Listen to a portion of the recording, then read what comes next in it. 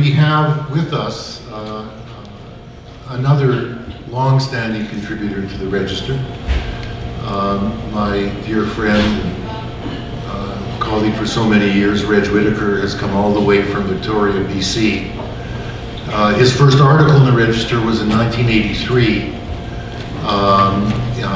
in the volume on the uses of anti-communism, and he wrote a fantastic article in that volume on the Cold War on the home front, in which he informed many of us who didn't know the details of this, of the arrangements between Canada, Australia, the UK, New Zealand, and the United States at the end of the Second World War to undertake worldwide intelligence, signals intelligence, which has morphed in the 21st century into what he's writing about in this volume, the surveillance state. And it's important in this respect that the way we interpreted the politics of the right is, of course, about right-wing political movements, but it's also about authoritarian tendencies in capitalist states in the context of the economic and geostrategic contradictions that they increasingly face.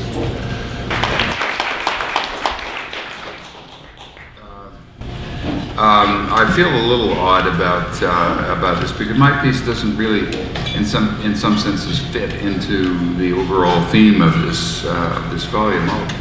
I'll try to do that. Perhaps it gets a little closer to what Leslie does in her piece, but it's anyway. Now, just a little bit of background here. It's called this. The piece is called "The Surveillance State." If I had been giving this talk a little earlier, about 15 years ago, let's say on September the 10th, 2001, I would have called it the Surveillance Society, because in fact that was really what it was about at that time. But it's now I'm talking about what is really the once and future surveillance state.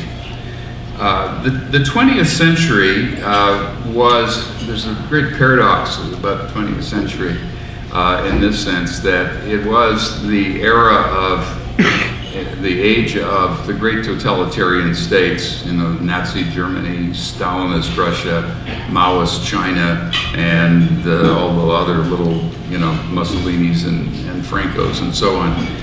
Now we've just got left from that, North Korea, I guess. But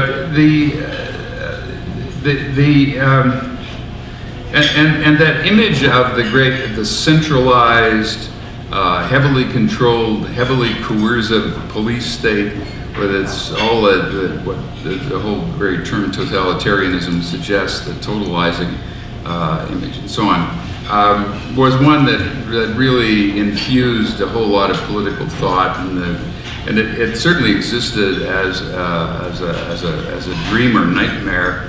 In Orwell's 1984, for example, that image of the final perfection of the totalitarian state. But that failed. They all failed.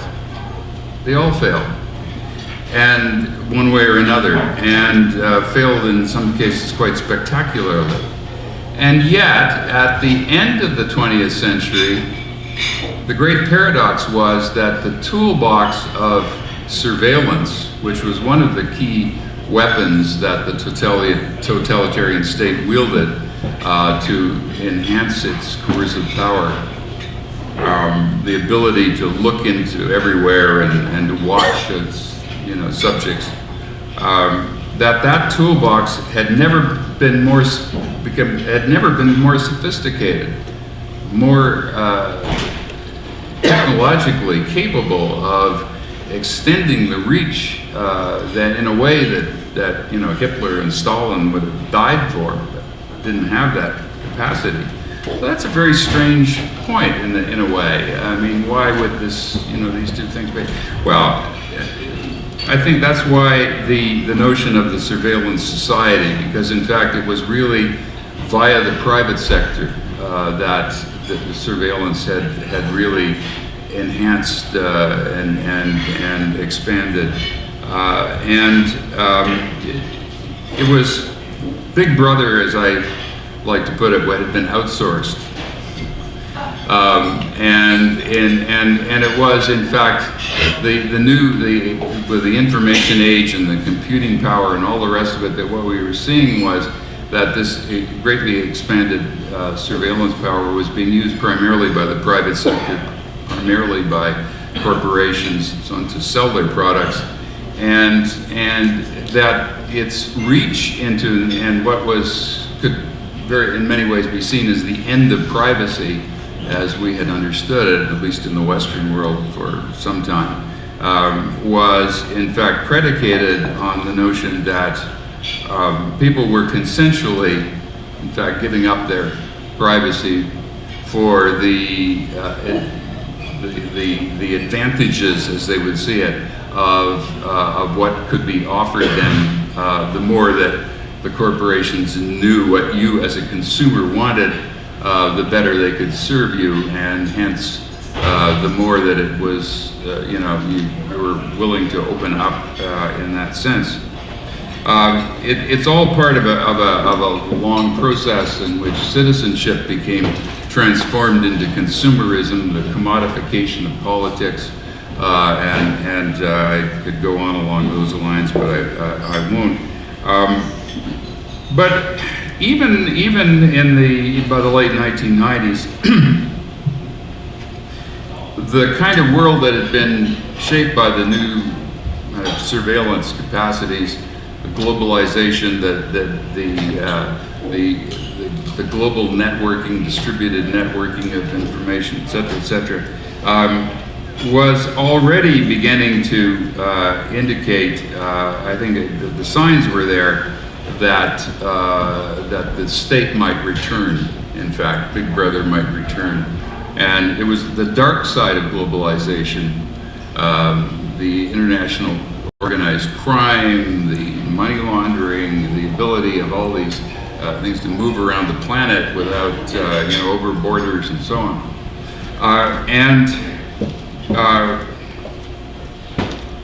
But among those was, of course, the threat of terrorism, of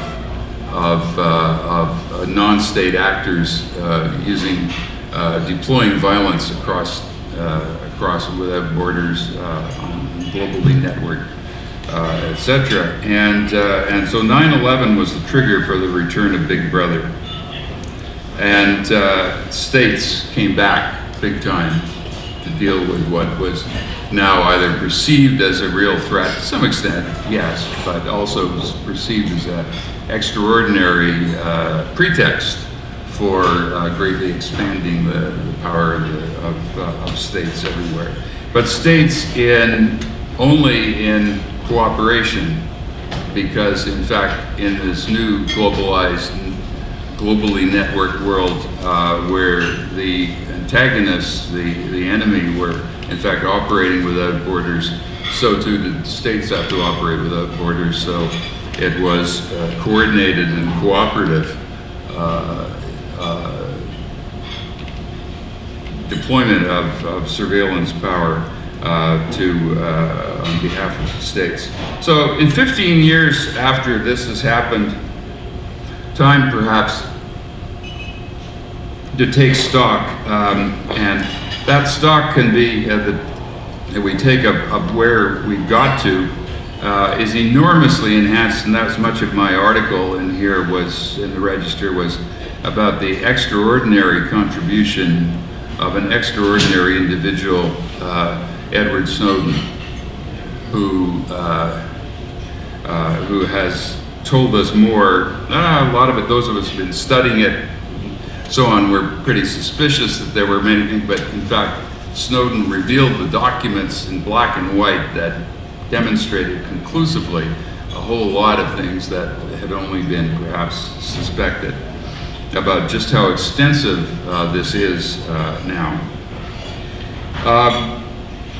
the unlimited technical capacity for scooping up every form of information that can emerge from what you can call the transaction space, which the transaction space where people relate to one another in just about, in all sorts of important ways, certainly economic, financial, and so on, are all now part of this potential database that's accessible to those who can reach into it. The era of big data, which is one of the buzzwords in the corporate marketing, and has also become a buzzword in counterterrorism, the ability now of the kind of computing power that is available to collect vast amounts of data and to analyze it in fairly sophisticated ways with algorithms to determine correlations between things that don't even seem to be correlated, but in fact can develop profiles of individuals, profiles for marketing in the private sector, but profiles in the public in terms of counterterrorism for those who would be seen as at risk to offend as potential terrorists.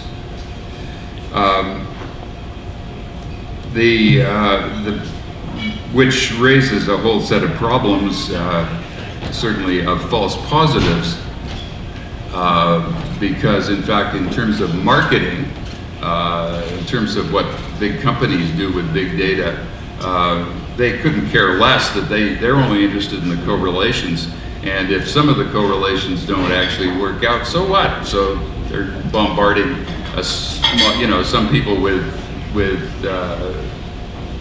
targeted information about their products who aren't interested, but doesn't matter. But if in fact the false positive is somebody who shows up, according to this kind of analysis, as a risk to be a terrorist, that could put them on a no-fly list and so on, or or worse, that is in fact a very serious problem from a civil liberties point of view and from all sorts of points of view. In the U.S., the National Security Agency, which was not doing all that well back in 2001, was not, in fact, kept up, had not really, sort of kept along with the times. The National Security Agency was galvanized in the aftermath of 9/11. The largest forensic investigation in history was launched to track down all the people who had been involved in that, in the actions of in 9/11, and developing methods of looking at all the credit card data, et cetera, and go through all that. But in fact, developing that kind of profiles and launched on that kind of platform. The NSA has regalvanized itself and has developed really quite incredible, from the evidence of the Snowden revelations, abilities, technical abilities to develop more and more sophisticated ways of gathering and collecting all sorts of data. And the point was, of course, particularly in the United States, was that this data was being gathered domestically, illegally, without warrant. And in fact, that people had, at the very top, had lied about it, absolutely lied about it, and Snowden's revelations blew the whistle on that, and also blew the whistle on the degree to which this kind of spying capacity was being used on allies and supposed friends and in other countries. And there was huge, of course, as we know, there was quite a substantial outcry and around the world, and I'm not going to go into all that now. But The main point I want to make here is the key role, and I think this is really crucial for looking at the political implications of all this, is the key role of Edward Snowden. Snowden as a whistleblower. Now, as you know, Edward Snowden is now in exile in Moscow. Many years ago, there were some great spies of the Cold War, Kim Philby, Guy Burgess, Donald McLean, who also ended up in Moscow when their cover was blown. But you look at the two cases, you see, in fact, that there's an enormous difference, because the Philbys only reinforced the system of the Cold War. I mean, they betrayed their country only to sell it out to Stalin's Russia, which is just the sort of thing that kept the whole system going. Edward Snowden, on the other hand, is radically subversive of the entire of the whole thing. And it's that radical subversion that's inherent in what he's done and what others, Bradley Chelsea Manning has done, and WikiLeaks, et cetera, and the future Edward Snowdens, of whom I'm sure there will be more, will do. That they have revealed, in fact, a crucial secret about the surveillance state. And that crucial secret is that the new technologies that enabled all this that we've seen, all this enormous increase in surveillance power, et cetera, can all be turned back.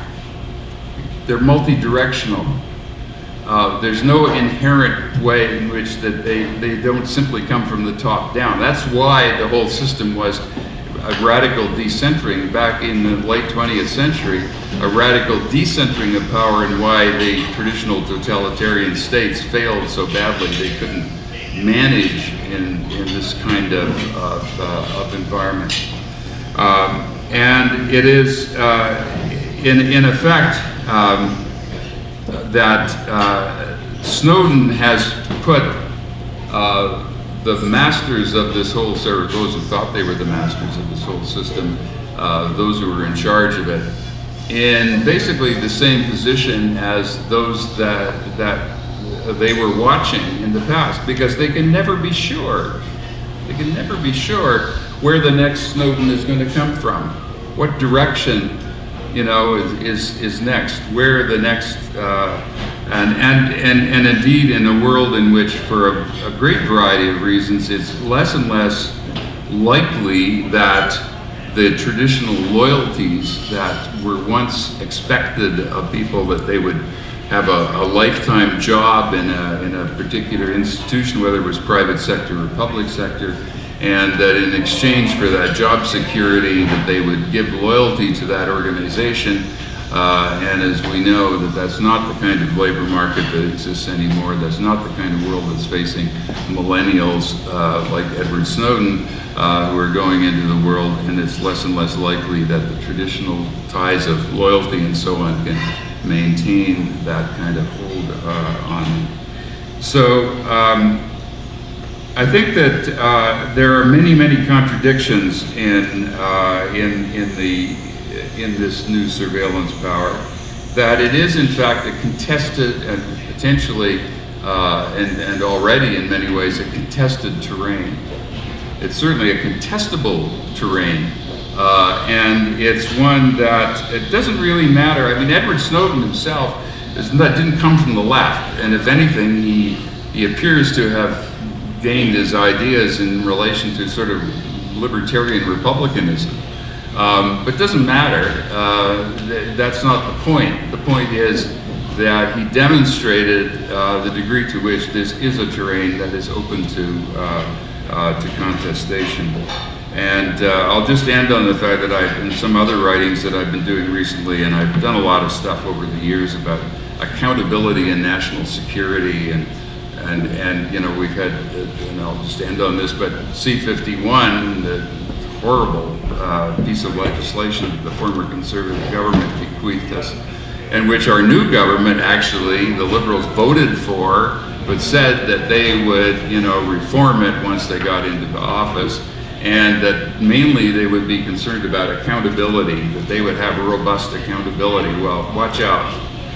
Let's see what they do with that, because in fact, if that's all they do, it's not going to be enough, because what Snowden showed was that even the agencies that were supposedly like the Senate and House intelligence committees in the US, who knew that the Director of National Intelligence was lying when he said that at a congressional committee that there was no mass surveillance of Americans being taken by the American state, and they knew, and they even offered him behind closed doors the possibility of clarifying that, and he refused. And then Edward Snowden blew it all open. And so I've been trying to develop this notion of guerrilla accountability as a necessary complement to official accountability, that unless there are people that are actually going to be willing to break the law, and it's a pretty big thing. I mean, Chelsea Manning is in prison for I don't know how many decades. And Edward Snowden is sitting in Putin's Moscow, which can't be great. And it takes courage and so on, but I think it will happen, and it has to happen, and it is an open field. Thank you.